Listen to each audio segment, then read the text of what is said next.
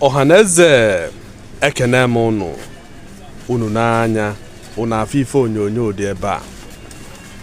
Ọ bụrụ na ị nwere nwanne bi n'Oko ma ọ na-agụ akwụkwọ n'Oko Anambra steeti, biko so onye ahụ ya kwakọrọ na babe nna ya kịta, maka na ka o si ada n'Oko na nke ikpeazụ adịghị mma.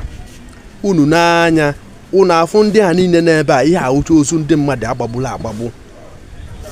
Gọvanọ Anambra steeti ka ma na-aghọtazi ife ọ na-arụ nke ikpeazụ a, maka na sekuriti ya niile ọ họpụtara na Anambra amazi m ife a na-alụ.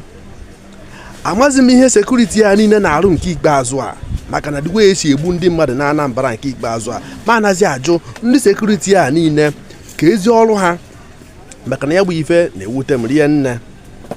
Ya bụ ife na-ewute m ọwa si akpọ nnu ine anya ifu ndị ozu ndị mmadụ ebe ọ tọwọcha. Ihe a niile wụ ndị agbawuchara agbagbu.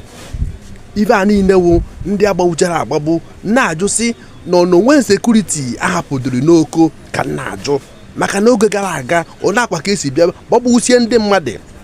Ruo tata o nweghị ife ekwutere ya. Abịakwana na gbagbusikwa ndị a niile, ụzi ndị lekchọras niile ndị atọrọ ka a na-ekwu okwu ya. Nnezi ajụ ka ife na-emenụ, kedu ife na-emenụ? Gọvanọ Anambra steeti ọ nọkwa n'ụlọ? Maka na asị na okenye anaghị anọ n'ụlọ ewu ha nwa n'ọgbụrị. Ka bụ ife na-ewute mụ ọwa si akpọ nnu rie nne, maka na ewu ife adụgo too much. Unu n'anya unu afụ ozu ndị mmadụ ebe ọ tọwọcha. Ife a niile ife agbagbula agbagbu. Oko dị ọkụ nke ikpeazụ a.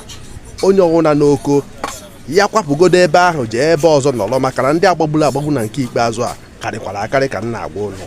Ekenekwa m ụnụ.